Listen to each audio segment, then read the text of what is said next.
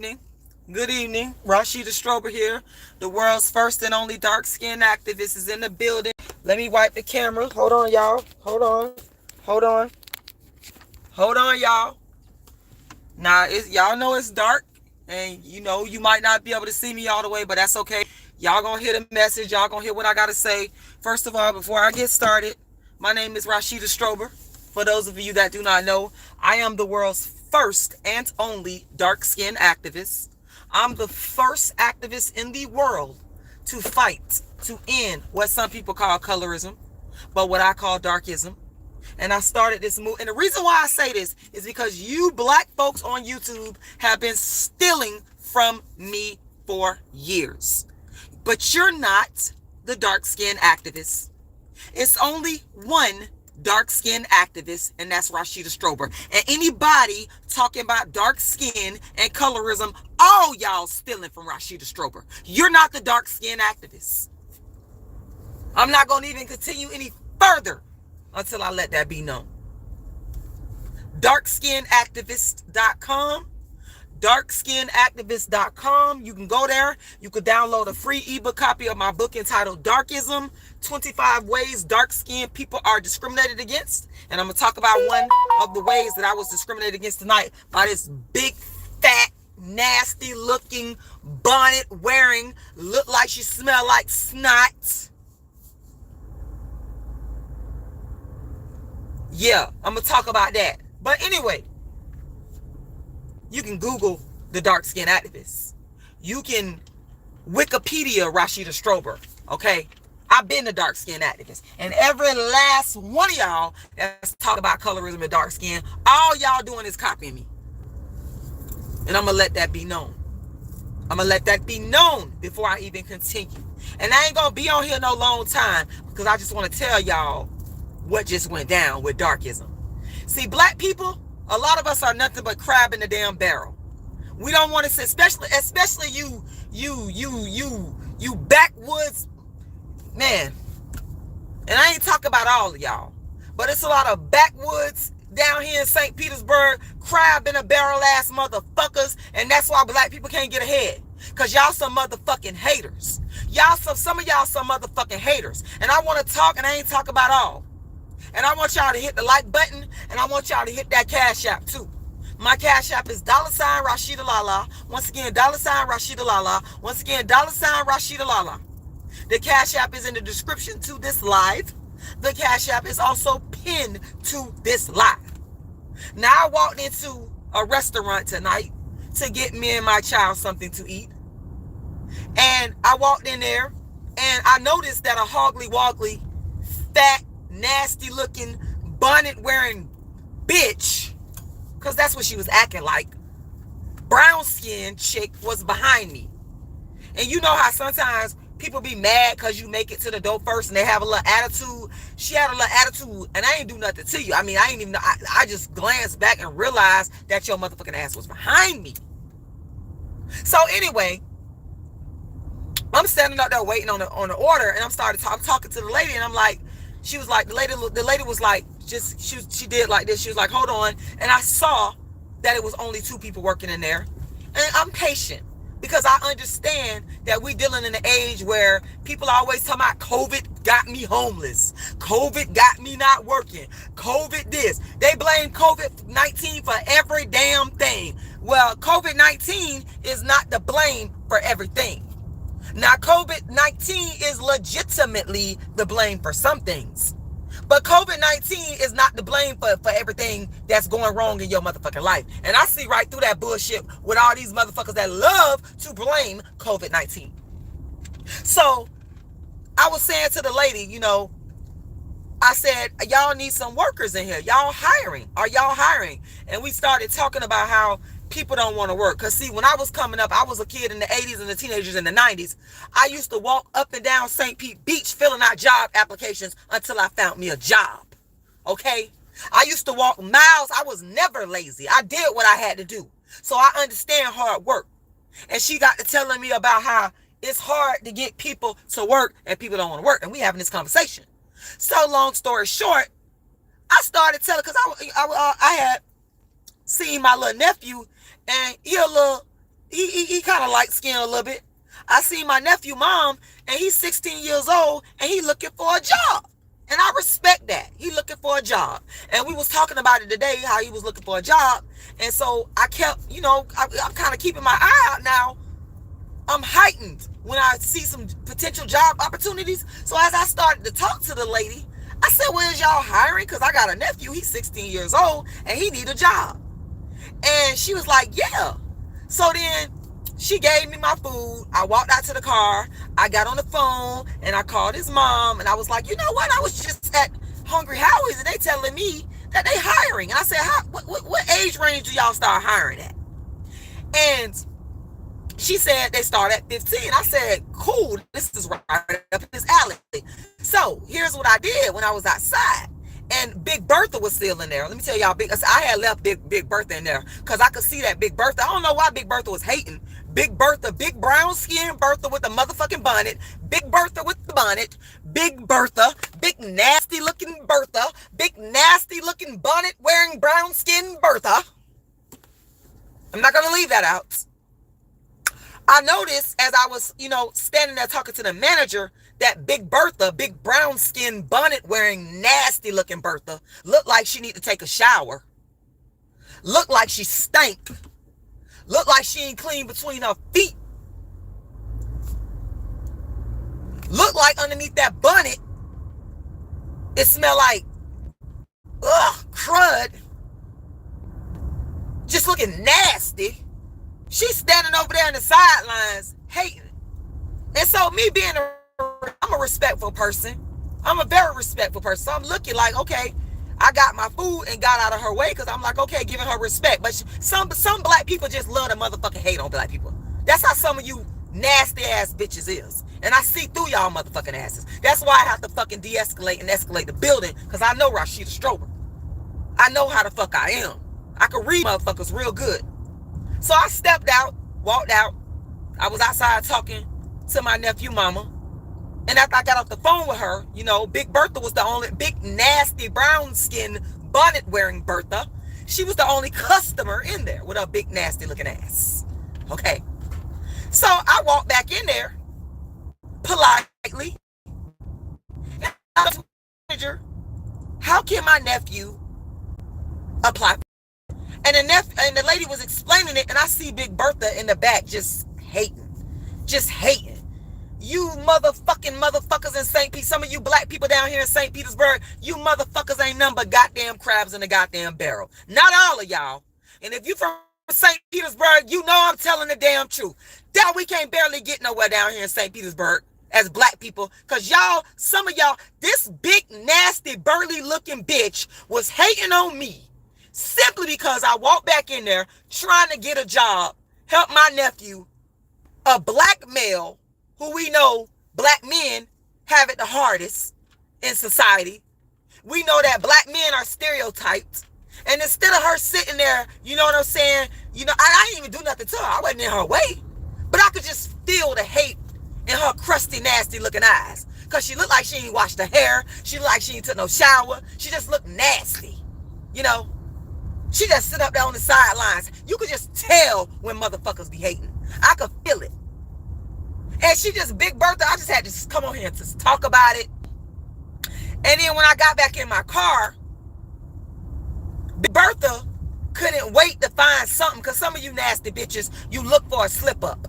Some of y'all so evil, and you hate your own people, your own black people so much. Some of you black women don't like other black women so much. Some of you women don't like other black men so much. Some of you black men don't like other black men so much. Some of you black folks don't like other black people so much that you can't wait for a slip up.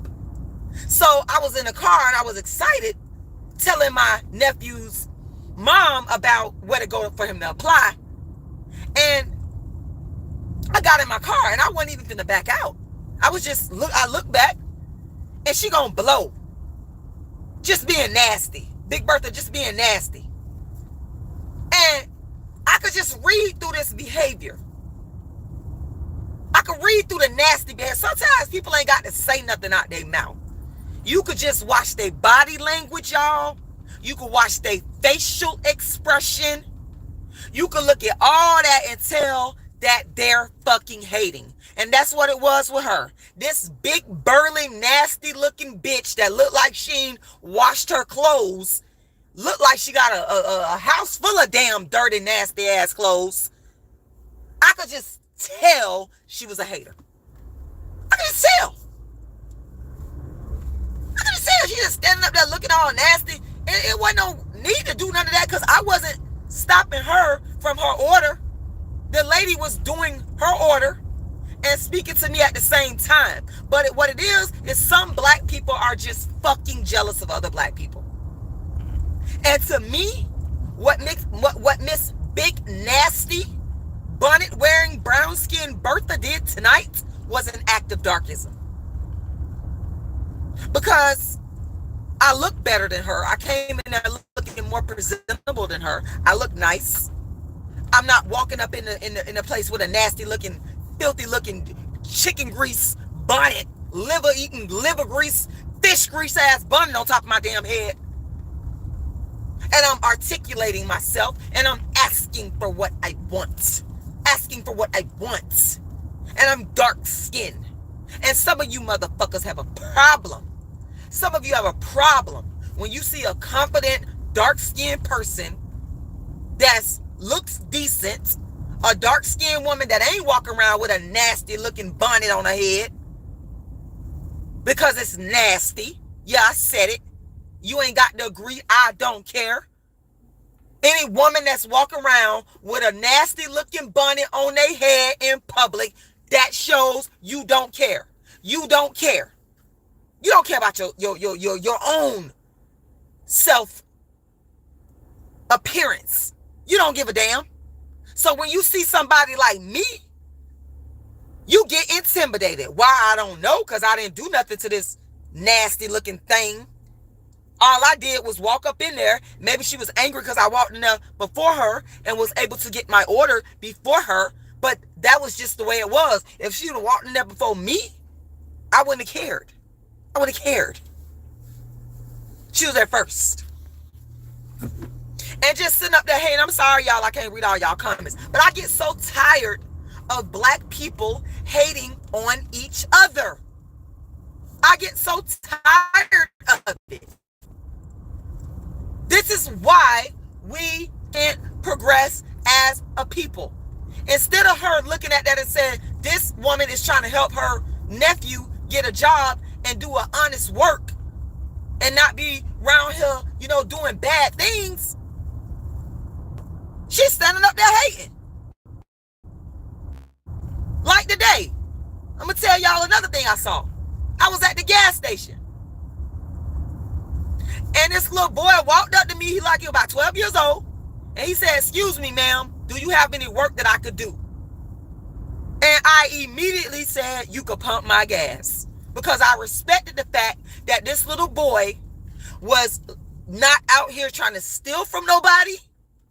He was out here trying to make an honest living and was bold enough and courageous enough to walk up to people at that gas station and ask, can I do some work for you? I respected that. Because me and my brothers, we used to go around the neighborhood doing the same thing. Knocking on people's doors, asking if we could clean up their yard in exchange for pay. Asking if we could cut their yard. So I understood and I respected that.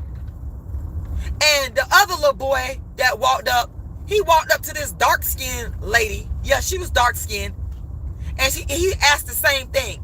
He said, do you have anything I could do for work? And she looked at him with disdain. And y'all wonder why the black community is the way that it is. Because y'all some hating ass, crab in the barrel ass motherfuckers. Now, she ain't have on no bonnet, granted. And she looked better than this burly, beastly looking bitch. But still, she had an attitude with this 12-year-old and act like she was mad. But y'all will see these bums, grown bums on the side of the street asking for money and not wanting to work for it. But you see these 12-year-old, these little kids asking, can they work? And you got the nerve to get an attitude? You got the nerve to get an attitude? And some of y'all love to give money to non-black people. Y'all love to give money to the non-black homeless people. But you don't want to help the homeless dark-skinned people. They didn't want to help these little boys that was asking to work, not asking for change. She got an attitude with them. I seen it with my own eyes. And I just want to say tonight that black people, stop being crabs in a damn barrel. Stop being jealous of each other. Stop hating on each other. Y'all always talking about what white people doing. What the hell are you doing to each other? Explain that, black people. Explain that, you big, nasty, burly, brown-skinned, bonnet-wearing Bertha. Explain that. I'm so sick of it. I'm so sick of it, y'all. And I know y'all can't barely see my face. I know y'all can't see my face, but y'all could hear the message that I'm saying tonight. It upset me to the point where I had to come on here and go live. Yes, it upset me to the point where I had to come on here and go live and tell y'all about it. Because some black people need to be told the wrong shit that they're doing to other black people. It needs to be exposed. Because that's the only way that you're going to correct the behavior. Correct the behavior tells you that you're a crab. That you're trying to pull other black people down. I don't try to pull other black people down. I help other black people. I don't try to take advantage of other black people. I give to other black people. I'm so tired. You can't come on here and judge the way that I'm speaking. This is how I talk. I haven't done anything to anybody. I'm coming on here articulating darkism. The darkism that took place by big brown skin, dirty, bonnet wearing Bertha. That is what I'm doing. And I have a right to freedom of speech. I have a constitutional right to freedom of speech to articulate darkism, especially among my own people. So I don't know why you sit up about somebody going postal. This has nothing to do with that. This has something to do with me calling out darkism in the black community. Calling out the darkism of the crabs in the barrel mentality in the black community.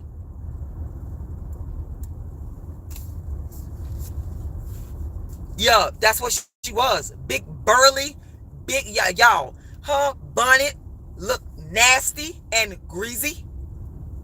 Like I said, like she done wiped her hands after eating, the little chicken grease, the fish grease, whatever type of grease. She looked greasy and nasty. She had on a nasty looking outfit. Her face looked nasty. She looked unkempt. She did not look good. And she's coming out wearing bonnets on her head, which makes her look even more trifling. Not just her inner, but her outer. Absolutely trifling. Absolutely trifling. And I help black people. I love black people. I love all people. But I'm damn sure gonna call out the darkism. I'm damn sure gonna talk about these big brown skinned Bertha ass bonnet wearing motherfuckers that wanna be crab in the barrel, haters, jealousy, envy, mad, cause another black person is gonna stand up and speak up for themselves. Cause that's exactly what happened tonight, y'all. And that is it. I'm done. Y'all know the website, darkskinactivist.com, darkskinactivist.com. My cash app is $RASHIDA'Lala, $RASHIDA'Lala. And I want to thank each and every individual for taking the time to watch, to like this video, to share this video. And if you find it in your heart to make a donation, donate too. And I hope somebody learned something from what I just said tonight. I hope somebody got some understanding. I hope somebody got the message of what I'm trying to get across. That the darkism in the black community needs to stop. The crab in the barrel mentality needs to stop. The hate needs to stop. And until black people decide that we're going to stop hating on each other and being jealous of each other, we going to continue to have these problems. Rashida Strober, the world's first and only dark-skinned activist, is exiting the building. Y'all have a wonderful night.